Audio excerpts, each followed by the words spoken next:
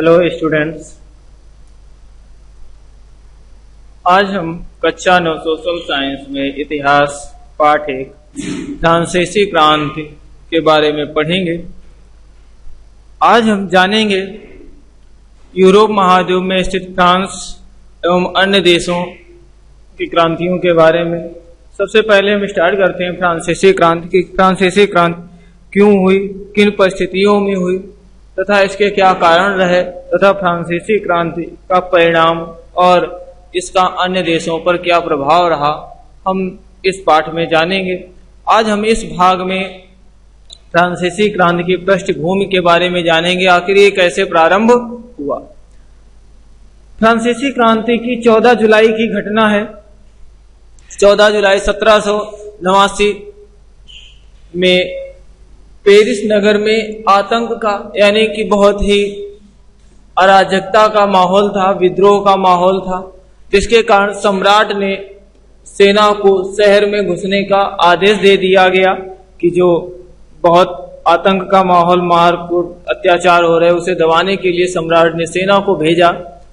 लोगों ने जनसेना और जिसके विरोध में लोगों ने अपनी सेना, जन सेना यानी कि लोगों ने स्वयं की सेना का गठन कर लिया और जिस अंततः सैकड़ों लोगों का एक समूह, जनसेना का समूह पेरिस नगर में बास्तील की जेल को नष्ट कर दिया। उन्होंने अपनी जनसेना को एकत्र करके बास्तील की जेल को नष्ट कर दिया। बास्तील को जेल को नष्ट करने का उनका उद्देश्य केवल इतना था कि सेना का मुकाबला करने के लिए उन्हें विशेष हथियारों की आवश्यकता थी और वो हथियारों की तलाश में बास्तील की जेल को नष्ट कर देते और वहां के कमांडर को उन्होंने मार दिया तथा कैदियों को छुड़ा दिया। जबकि कैदियों की संख्या वहां बहुत अधिक नहीं थी, मात्र 6 कैदी थे, उन्हें भी छुड़ा दिया गया। इस घटना के बाद कई दिनों तक पेरिस तथा देश के देहाती क्षेत्रों में और संघर्ष होते रहे। अधिकांश जनता पाव रोटी की महंगी कीमतों का विरोध करने लगी। देखिए, जब आंदोलन चल रहा था तो अनेक समस्याएं भी सामने आई, जिसमें सबसे बड़ी समस्या थी खाद्य पदार्थों की बढ़ती कीमत, और जिसके कारण जनता ने उसका विरोध करना प्रारंभ कर दिया। आप देख सकते हैं बास्तील के पतन। फिर आता है 18वीं सदी के उत्तरार्ध में फ्रांसीसी समाज।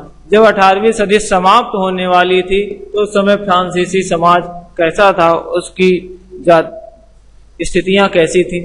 सन 1774 में बूर्बो राजवंश के लुई 16वां फ्रांस की राजगद्दी पर बैठे।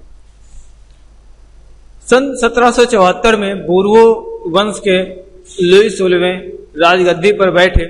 राज्यारोहण जब वो सिंहासन पर बैठे उस समय उसने राजकोष को खाली पाया। राजकोष यानी कि राज्य का खजाना बिल्कुल समाप्त हो चुका था, जिसका कारण था लंबे समय तक चले युद्धों का ये परिणाम था। जो युद्धों में फ्रांस का ये समस्त खजाना समाप्त हो गया और सारे संसाधन भी नष्ट हो चुके थे, जिसको प्राप्त करने के लिए लुई 16वें ने फ्रांस ने अमेरिका के 13 उपनिवेशों को साझा शत्रु ब्रिटेन से आजाद कराया। आजाद कराने में सहायता की। जो सबसे प्रमुख था कि लुई 16वें ने फ्रांस ने अमेरिका की मदद की थी, अमेरिका में ब्रिटेन के 13 उपनिवेशों को आजाद कराने के लिए, और इस युद्ध के चलते फ्रांस पर 10 अरब लिब्रे से भी अधिक बोझ बढ़ गया, जबकि उस पर पहले से ही 2 अरब लिब्रे का बोझ था। कर्ज बढ़ जाने के कारण जो कर्जदाता थे उन्होंने फ्रांस से अपने धन की वापसी के लिए दबाव डालना प्रारंभ कर दिया तथा ब्याज दर भी बढ़ा दी। उन्होंने अधिक ब्याज दर की भी मांग करने लगे, जिसके कारण लुई 16वें के पास मात्र कर बढ़ाने का ही एक जरिया बचता था। सरकार दिनों दिन इस बढ़ते जा रहे कर्ज को चुकाने के लिए कर वृद्धि पर, टैक्स बढ़ाने पर बाध्य हो गई, जिसके लिए उसने स्टेट जनरल की बैठक भी बुलाई। लेकिन उस समय जो सबसे बड़ी समस्या थी वो 18वीं सदी में फ्रांस के समाज का 3 स्टेटों में बटा होना कि और केवल तीसरे स्टेट से ही कर चुकाने की पाबंदी होने के कारण ये विरोध और बढ़ता चला गया। जब लुई 16वें ने कर बढ़ाने के लिए मीटिंग बुलानी चाहिए तो जो तीसरे वर्ग के लोग थे उन्होंने इसका विरोध करना प्रारंभ कर दिया, क्योंकि फ्रांस का उस समय 18वीं शताब्दी में समाज 3 वर्गों में विभाजित था, प्रथम स्टेट, द्वितीय स्टेट और तृतीय स्टेट। जो सबसे बड़ी समस्या तृतीय स्टेट के सामने थी कि कर बढ़ने का समस्त बोझ तृतीय स्टेट पर ही पड़ता था, क्योंकि प्रथम और द्वितीय स्टेट को कुछ विशेषाधिकार प्राप्त थे जिसमें कि उन्हें कर चुकाने से छूट मिलती थी।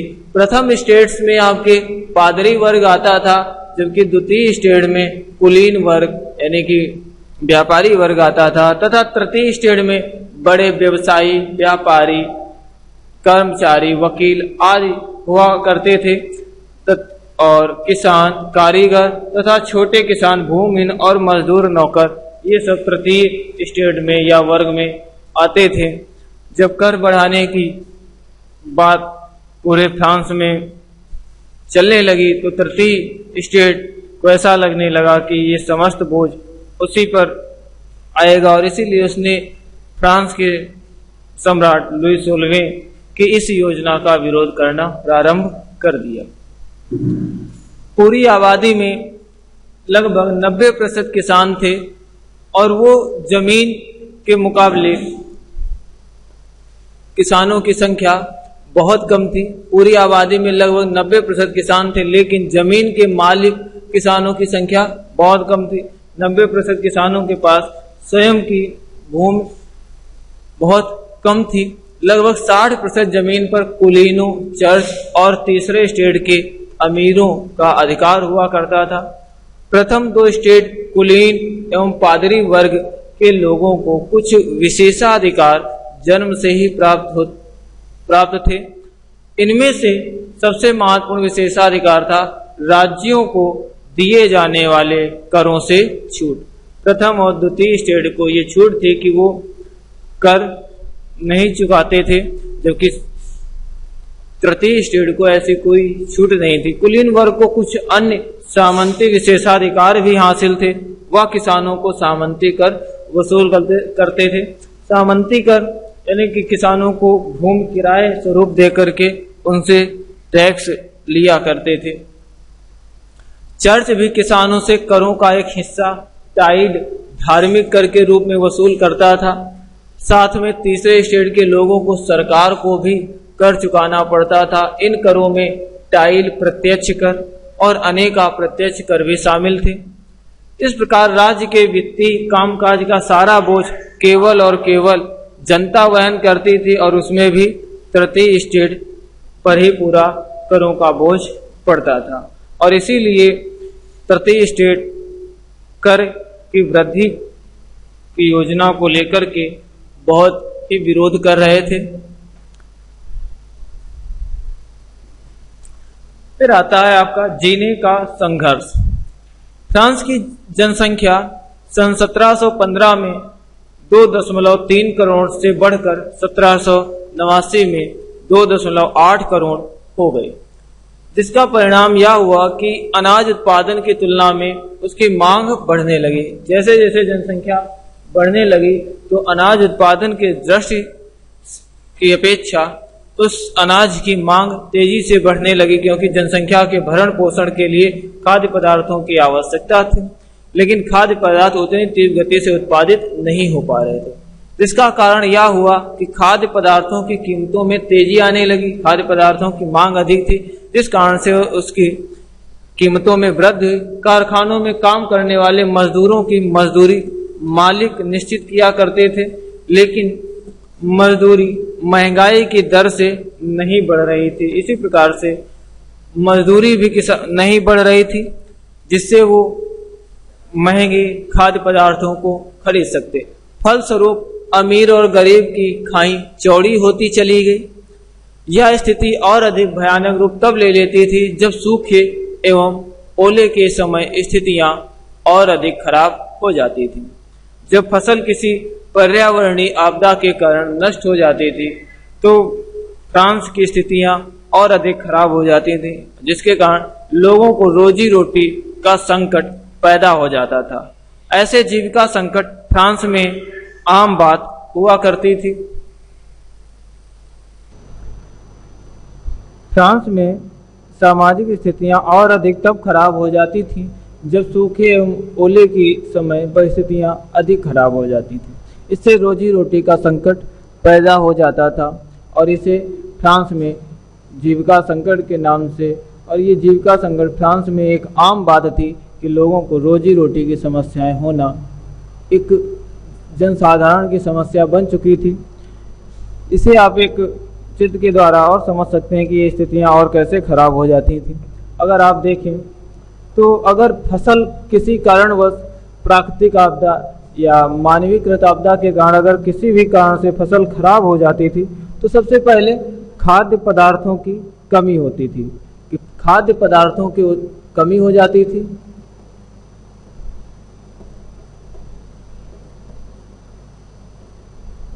खाद्य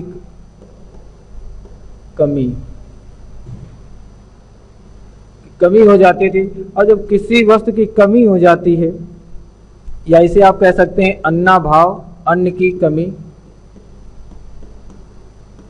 अन्नाभाव के कारण खाद्य पदार्थों की कीमत बढ़ जाती है। जब किसी पदार्थ की कमी होती है तो कीमत पर उसका प्रभाव पड़ता है, क्योंकि मांग अधिक होने के कारण कीमत बढ़ जाती है। उसके बाद आता है जब कीमत बढ़ जाती है तो गरीब व्यक्ति पाव रोटी या खाद्य पदार्थ खरीद नहीं पाते हैं, जिसके कारण दो समस्याएं सामने उभर कर आती हैं कि खाद्य दंगे होने लगते हैं, कि लोग खाने की वस्तुओं को लूटपाट करके हासिल करने की कोशिश करने लगते हैं, खाद्य दंगे। और दूसरा कि जब खाद्य दंगे, और इधर आपके कॉलम में कि मृतकों की संख्या में वृद्धि, मृतकों की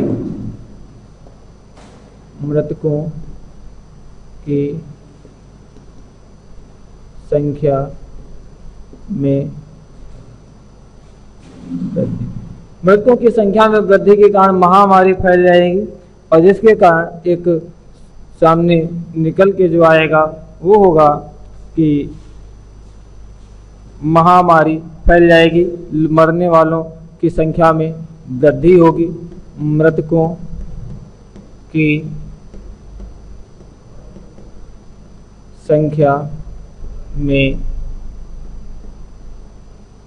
वृद्धि। और इस प्रकार से एक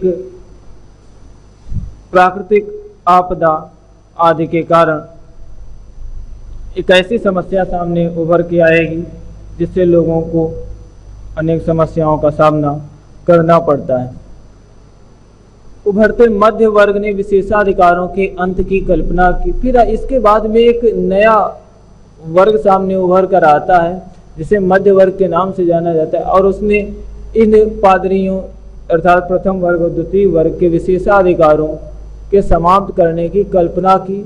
इस विचारधारा को लेकर उन्होंने एक नए सामाजिक समूह का उदय किया। 18वीं सदी में एक नए सामाजिक समूह का उदय हुआ जिसे मध्य वर्ग कहा गया। ये सभी पढ़े लिखे व्यक्ति होते थे, जिसमें विभिन्न सरकारी कर्मचारी, अध्यापक या वकील आदि हुआ करते थे। इनका मानना था कि समाज में किसी भी समूह के पास जन्मना अधिकार नहीं होने चाहिए, यानी कि समाज में जो भी अधिकार हैं वो व्यक्तियों की योग्यता के आधार पर मिलने चाहिए, ना कि जन्म से ही। किसी भी व्यक्ति की सामाजिक हैसियत का आधार उसकी योग्यता ही होनी चाहिए, ना कि जन्म के आधार पर उसे कुछ विशेषाधिकार दिए जाएं। और इसको लेकर के उन्होंने समाज में आंदोलन प्रारंभ किया। स्वतंत्रता, समान नियमों तथा समान अवसरों के विचार पर आधारित समाज की यह परिकल्पना जॉन लॉक एवं जॉन जॉक और रूसो जैसे दार्शनिकों ने प्रस्तुत की थी। इनका विचार था कि लोगों को स्वतंत्रता प्रदान की जाए, समान नियम तथा समान अवसर लोगों को प्रदान किए जाएं, और ये विचारधारा जॉन लॉक, जॉक और रूसो ने अपनी पुस्तकों में